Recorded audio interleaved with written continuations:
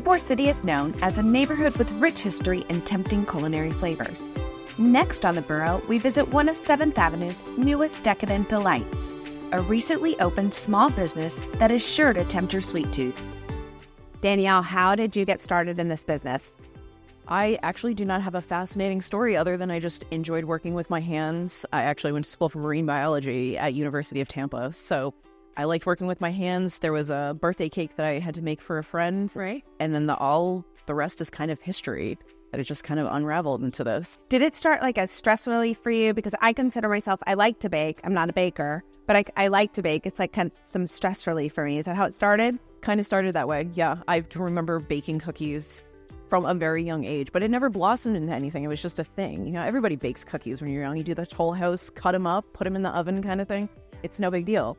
But decorating cookies, on the other hand, is what I find very relaxing. Well, you do a great job of it. I mean, everything's decorated beautifully. So baking, obviously, it's traditional. Sometimes people think traditional, but it seems like you've picked up on some trends. What are some of the trends in baking these days? Exactly. Right now, obviously, Taylor Swift is the hot commodity. So we, of course, had to lean into that. Luckily, our head baker is a massive Swiftie, so we have a lot of inspiration behind the scenes. But we have some Taylor Swift cookies, a couple different variations, and we got to lean into that, stay up with the trend. You got to stay current. Exactly. So when people come in, obviously you said the cupcakes are hot items. What else?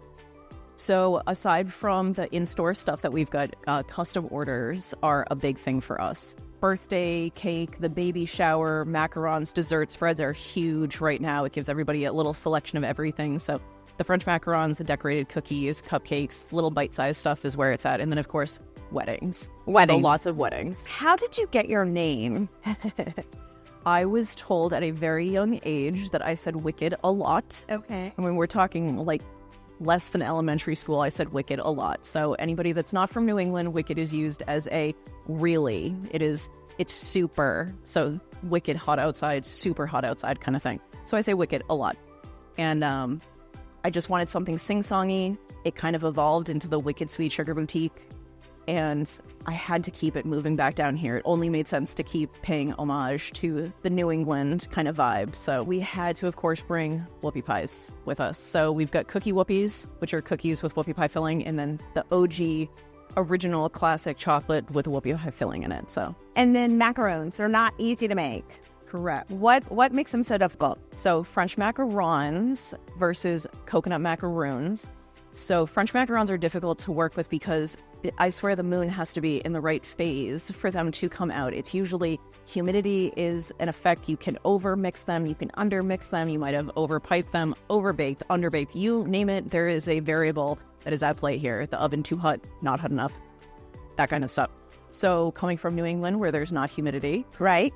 There's a lot of humidity here. It actually took us a couple of months to tweak our macaron recipe to work here. To perfect it. Yep. Yeah. I know a couple places even serve them chilled because of the humidity here. Yep. Yeah, that's not surprising at all. Well, I do notice that you do have a little sign up. I know the difference because I enjoy both. We have a little sign up for the novice, right? It says the difference between a macaron and a macaroon. Yep. So why don't you tell everyone the difference? A macaroon is a coconut cluster.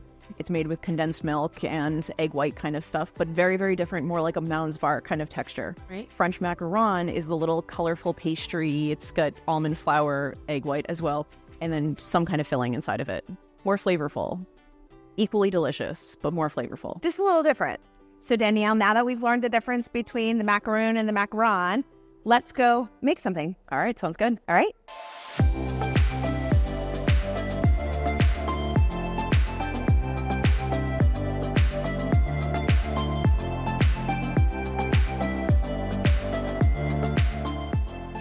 All right, Danielle, so we've established I'm okay at baking, but I've never been great at the decorating, but you're going to show me some foolproof decorating here. I'm going to show you some basic. Okay, basic, not foolproof, but we'll go with basic. I can't show you foolproof, but I can give you like some beginner steps. Okay, let's do that. On how to do this. So first is how to hold a piping bag. So you want to hold this like it's in the nook of your thumb and your pointer finger. So that it's turn it a little. Using your palm is where all of your pressure is going to be.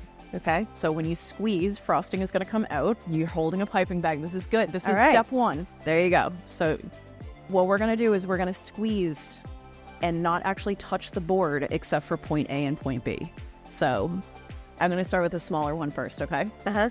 So you're going to do a little point right here and continue squeezing and let it drop into place and touch down for point B. Let's try this. Beautiful. Keep squeezing, slow. And now start to come down. There you go. There's your first line. That's not bad. Yeah. That's really not bad. So you want to try a longer line? Let's try it. Try a longer line. So the same deal, to do your little point A and then squeeze. Oh, as mine came off.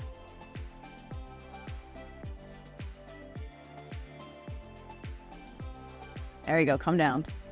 Boom. All right, you ready to do it on a cookie? We'll try it. Why not? So on your square cookie, so you don't want to go too far out on the cookie or it might go over the edge. So beautiful. Come down. There you go. So again, it's a dam. It's going to hold in.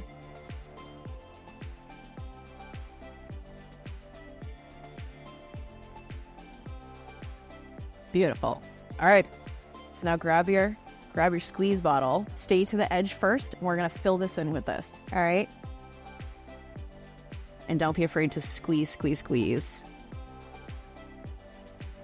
All right, now give it some good squeezes to fill in those areas.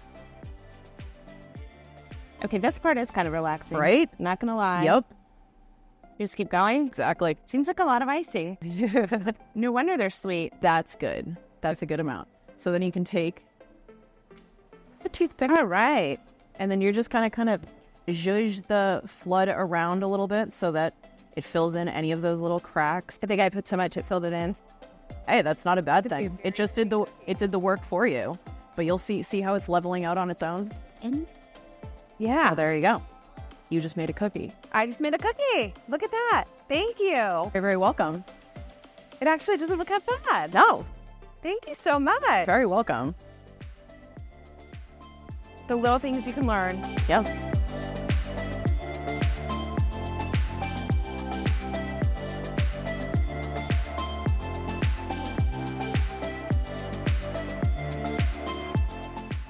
Small businesses like Wicked Sweet are the secret ingredient that make Hillsborough County the place to live. Now go out and explore the borough.